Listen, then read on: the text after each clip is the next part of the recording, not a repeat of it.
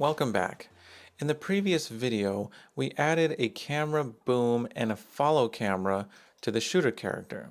And now if we press play, you'll see that we can see the capsule because the camera is 300 units away from the capsule component.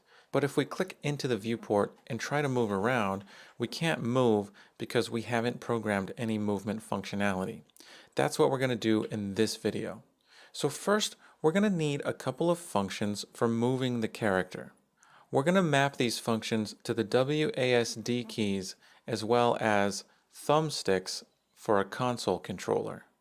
Every frame, we need to check to see if these keys are being pressed or if the thumbsticks are being pressed in a certain direction. We can set up those inputs by going to Edit, Project Settings, and clicking on Input. There are two types of mappings for input: action mappings and axis mappings. Action mappings are for one-off key presses, so you press a key and a function gets called a single time. Axis mappings happen every frame, so they're continuously receiving data about those key presses each frame of the game. We're going to create a couple of these, so press the plus button and then the drop down should appear. We're going to call the first one Move Forward.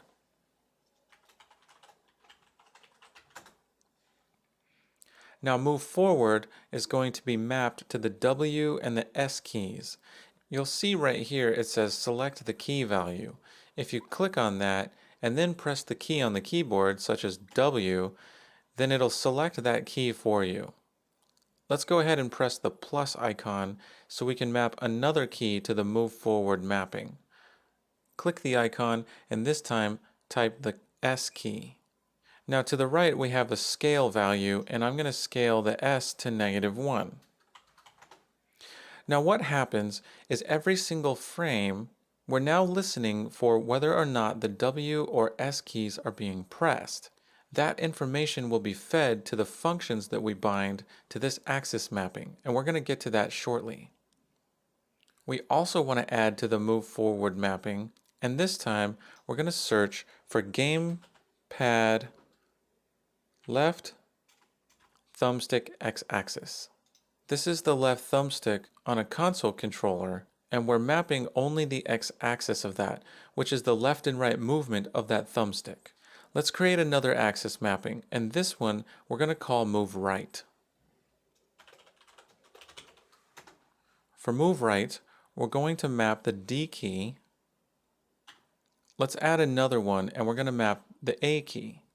And the A key is going to be scaled by -1.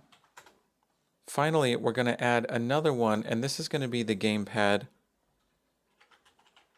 left thumbstick y-axis. This is the up and down motion of the left thumbstick. So every frame, the engine checks to see whether these keys are being pressed or what the value is for the thumbsticks, and we're going to bind a function to these axis mappings that will receive that information. Now we only need a single function for moving forwards and backwards, because when we're moving backwards, we're going to call the same logic except the value for the input is scaled by -1. So it'll move in the opposite direction. The same goes for Move Right. When we're trying to move left with the A key, we're going to call the same function, only our input data will be scaled by -1. We can close project settings. There's no need to save anything, it's saved automatically. So let's close that. Okay, so now we can create some functions to bind to those axis mappings. Let's go back to Visual Studio.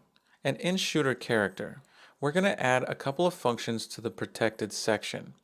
This way they can only be called from within this class or a class derived from this class. Our first function will be a void function called Move Forward. And it's going to take a float called value. This is the value that we'll be receiving from our input based on our key presses and the thumbstick x-axis position. Let's give this a comment. We're going to say called for forwards/backwards input. We're also going to create a void function called Move Right.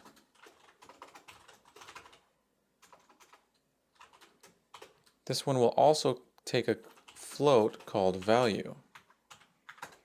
We'll give this one a comment, and this will say called for side-to-side input. Now here in Visual Studio, we can go ahead and allow Visual Studio to create a definition for us. This is a nice shortcut, so I'll click that, and you'll see that it created the definition for me in shootercharacter.cpp. I'll close that, and I'll do the same for move right.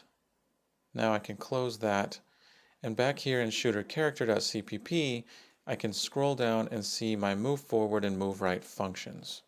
So now we need to define these. First, we'll define move forward. We're going to make use of our controller. The controller is what possesses the pawn, and the controller is facing a particular direction, and whichever direction the controller is facing, that's the direction the camera will be facing. We're first going to check to see if our inherited variable called controller is valid. So we're going to do an if check. We're going to say controller. And we're going to make sure that controller is not equal to null pointer. Now we're also going to check, now I'm going to place these in another set of parentheses because I'm also going to have another check in here. I'm going to say and with a double ampersand. And my second condition is that value is not equal to 0.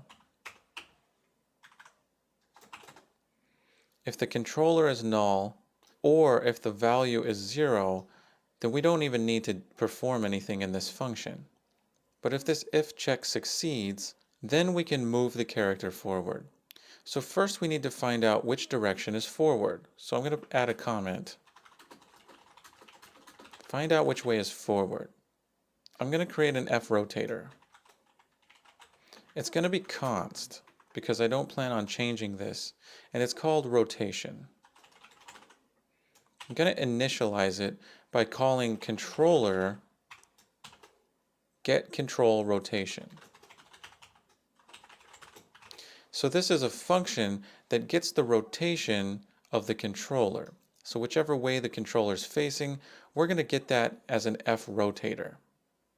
If you don't understand what an F rotator is, I recommend you take my other course, Unreal Engine C++, the Ultimate Developer course, which goes into more detail about what an F rotator is. I'm next going to create another const F rotator. And this one I'm going to call yaw rotation.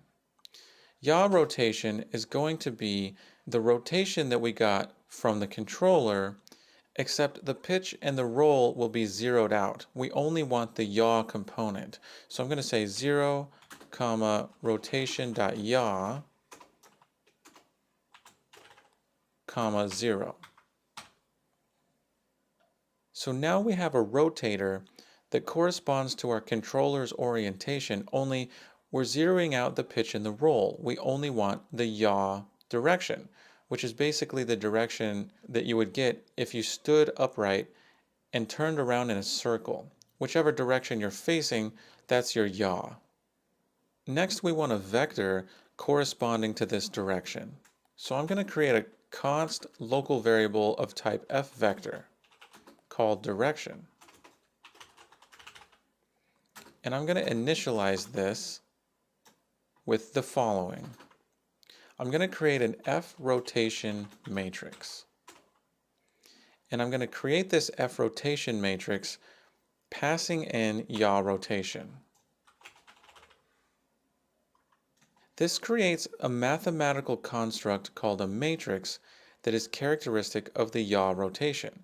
And the rotation matrix has a function that allows us to get one of the axes of that matrix. We want the forward axis of that matrix corresponding to this rotation.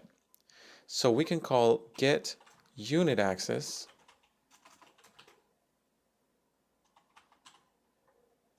and this function requires an enum constant specifying which axis.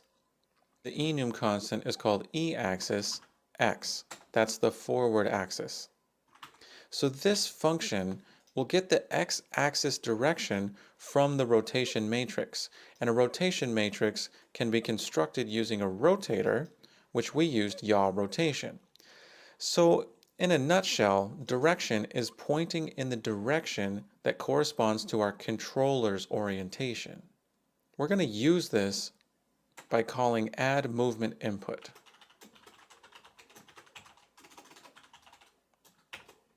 Add movement input takes a world direction, that's why we're passing in direction, and a scale value. We're going to scale it by value. Now, if we're pressing the W key, which is our forward direction, the value variable local to move forward will be 1. But if we're pressing the S key, which is backwards, value will be -1. So add movement input gets scaled by value, which takes care of both the forward and backward directions.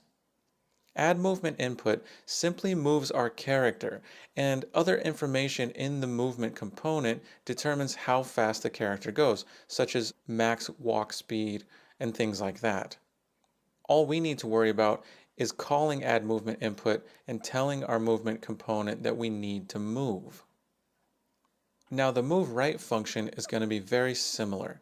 In fact, we can copy this if statement because we're going to perform the same check. The only difference is we're going to find out which way is right instead of forward. So we're still going to get the controller's rotation, and we're still going to get the yaw component of that and initialize a new rotator called yaw rotation. But this time, we're going to create the F rotation matrix from yaw rotation, and instead of getting axis X, we're going to get axis Y, which is the right vector of this rotation matrix. And then we're going to call add movement input with direction scaled by value, just like we did with move forward. Now we've got these two functions, but we never call them.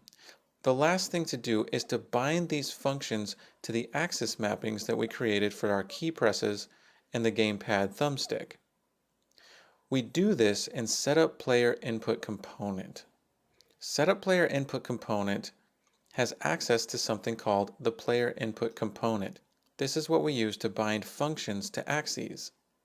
Now we can perform a check to make sure that the input component is valid by using the check macro and passing in player input component. This performs an assert that will actually halt execution if the player input component is not valid. To bind our functions to the axis mappings, we're going to call the function bind axis on the player input component. So let's say player input component bind axis. Now bind axis is going to take the name of the axis mapping. Our first one we called move forward. Be careful here, this has to be spelled exactly the same as we spelled it in our axis mapping in the input settings. And it's also case sensitive. Next, it's asking us which object we're binding on, and that's going to be this. Now it's expecting a callable object, and we can pass in the address of our move forward function.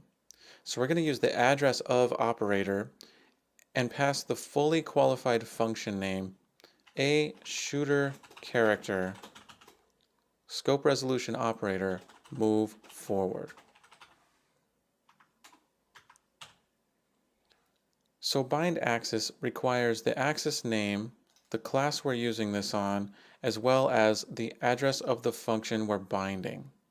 We can do the same thing to bind move right to the move right axis mapping, only we have to make sure that the string says move right and the function being called is move right.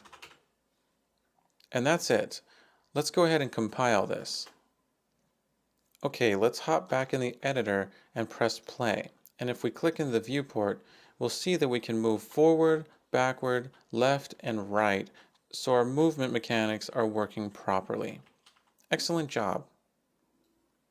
Now I've also got a console controller plugged in via USB, and I'm going to go ahead and use the console controller to move around to test this out as well. Now it looks like when I press forward and backward, I'm going left and right, which means I should have used the y-axis for move forward and the x-axis for move right. That was a human error, so I'm going to go back to project settings and click on input, and change move forward to use the gamepad left thumbstick Y-axis. And I'm going to choose move right to use the gamepad left thumbstick X-axis. Now if I press play and test out with the controller, it's working as I intended. Moving up with the thumbstick moves me forward, down moves me back, right moves me right, and left moves me left. So that's working as expected. Okay, this concludes the video on move forward and move right functions. In the next video, we'll program the functionality for the character to be able to look around in all directions.